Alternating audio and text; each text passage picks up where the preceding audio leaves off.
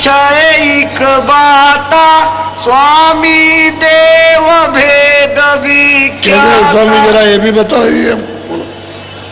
तब स्वामी ने वचन सुनाया मार्ग का यो भेद लखाया। सूरत ने पूछा कि स्वामी फिर क्या हो, तो उन्होंने कहा देखो ये रास्ता है, अब मैं तुमको बताता हूँ ये रास्ता। मार्ग का भेद गोपनीय भेद वो बताया कि देखिए रास्ता है ये, चलो मार्ग का भेद बोलो। 5 नाम का सुमिरन करो श्याम से तमें सूरत। अब वो कहते हैं क्या करो, 5 नाम का सुमरन करो।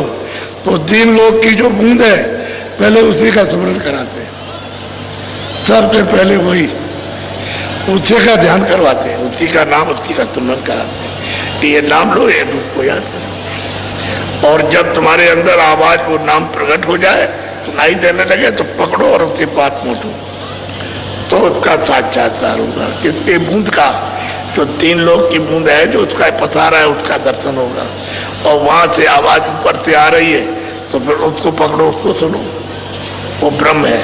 जब उस आवाज को पकड़ोगे, उसको पकड़ के चलोगे तो ऊपर चढ़ोगे, और जब उसके उस मुकाम पर स्थान पर पहुंचोगे तो उसका दर्शन हो जाएगा। तो 5 नाम का अलग अलग स्मरण करो, ईश्वर का, ब्रह्म का, पारब्रह्म का, महापुरुष का और तत्पुरुष का, 5 का अलग अलग स्मरण करो और शब्द को पकड़ के चढ़ो।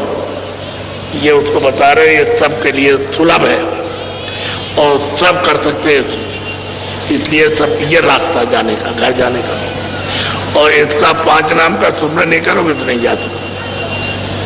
एक को भी नहीं पा सकते और 2 को पाने की तो बात ही अलग है।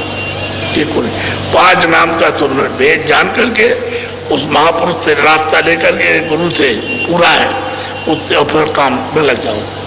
ये सुमरन करो, उसका नाम लो, रूप, फिर ध्यान करो, फिर भजन करो, तो आँख भी तुम्हारी खुल जाएगी, कान भी खुले, रास्ता चलो।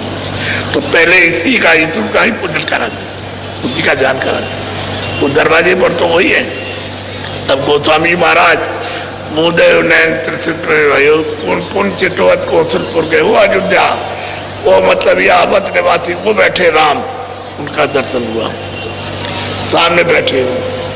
जब साक्षात्कार हुआ तो वो खुश हो गए, कहा कि तुम हमारी आवाज को पकड़ के हमारे पास आ जाओ। तो जो आवाज बज रहा था, घंटा बज रहा था, पकड़ा, उनके पास पहुंच गए, दर्शन हुआ। पहले हम तुमसे बहुत खुश हो गए, हम रास्ता देते हैं, तो रास्ता दे दिया ऐसे कि जाओ उधर।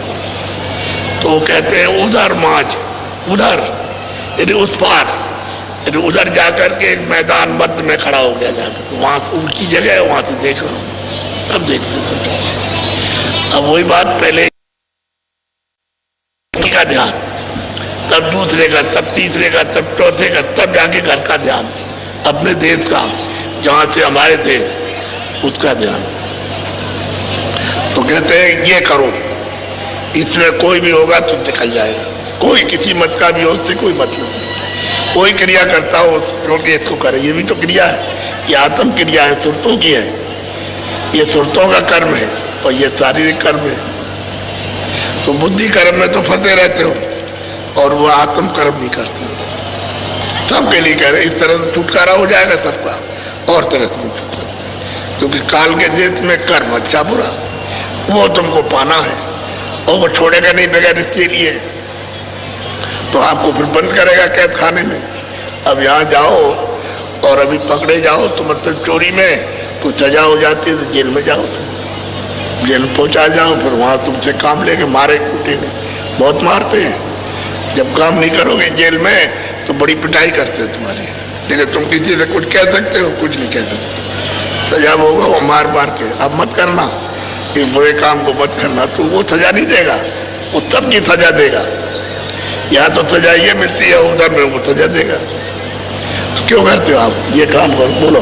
प्रथम सुनो गगन में बाजा घंटा शंख छाट। कहते हैं पहले प्रथम में गगन में बाजा सुनो, और उसी बाजे में ये घंटा और शंख बज रहा, बहुत बाजे, अनैध बाजों का मतलब तरह तरह के बाजी बज रहे हैं, उसी में इसको छांट लो, क्योंकि इसलिए आपको बताया जाता है 1 घंटा संग उठ के मुख से बज रहा, इसको छांट लो चलो। अब उसको छांट करके तब चढ़ो, तभी चढ़ाई होगी। सुनते रहोगे ऐसे नहीं, उसमें से छांटना होगा, तमाम गड़बड़ सड़बड़ गड़बड़ बात बज जाए। यदि कई एक बाजे उसमें तरह तरह के बजाओ तो छांटना पड़ेगा, जो कौन सा बाजा है फिर उसको पकड़ो। तो और बाजे बंद हो जाएंगे, बस वो बाजा आवाज़ सुनाई देने लगेगी, उसको पकड़ लो, चढ़ जाओ। जब चढ़ोगे तो जिसमें से आवाज़ बोल रही है उसी के पास पहुँच जाओ, तो दीदार दर्शन हो जाएगा। कहते प्रथम यानी दरवाजे पर बैठो और ऊपर की तरफ में जरा कान लगा के सुनो तो प्रथम में अनायत बाजे। जब बजे और सुनते सुनते बजने दो, सुनते रहो बजने दो। जब सब बजने लगे तब उसमें छाटना, तो घंटा संग छाटना। बोलो। सहस कमल दल जोत लखाई बंकनाल में जाए। कहते वो सहदल कमल में 3 लोग के मालिक बैठे हैं, उनका वहाँ जोत लखी देखी, दर्शन हुए उनके, और वहाँ से रास्ता मिल जाएगा ऊपर जाने का। वहाँ से रास्ता है, बंक कहते टेढ़ा रास्ता। वहाँ से जब खड़े हो गए, इनके उस पार में जो चौक मिलेगा, चौक में से सब देखोगे, सार नीचे ऊपर का सब देखोगे। यहाँ इतना सा दिखाई देता है, उस चौक पे खड़े होकर के इतना सा मृतलोक इतना सा दिखाई देता है। स्वर्ग भी दिखाई देता है, वैकुंठ भी दिखाई, सब लोग दिखाई देते हैं। और ऊपर दृष्टि करो तो वहाँ बहुत से लोग हैं, विध अलग अलग रचना से रचे हुए, जिनको देख करके आश्चर्य अचंभे, ये क्या है देखने को मिलते हैं ऊपर।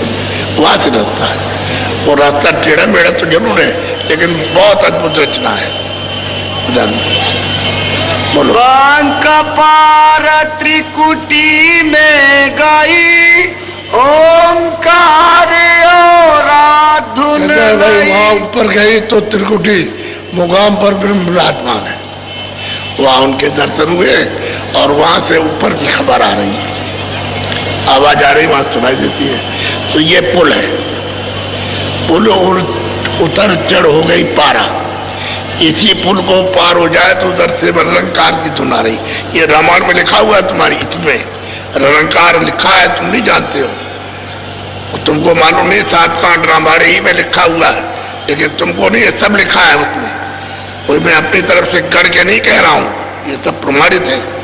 तो मतलब उधर सुनाई देती है, तो फिर पुल पार उतर गई तो फिर इधर नहीं आएगी। अब इधर नहीं आ सकती, नीचे नहीं आएगी, घेरे में कर्मों के घेरे में नहीं आएगी, पुल पार हो गई। वो रंकार पद है, पुल पार, इस पार नहीं, पार हो गई, 3 लोग के पार चली गई। बोलो।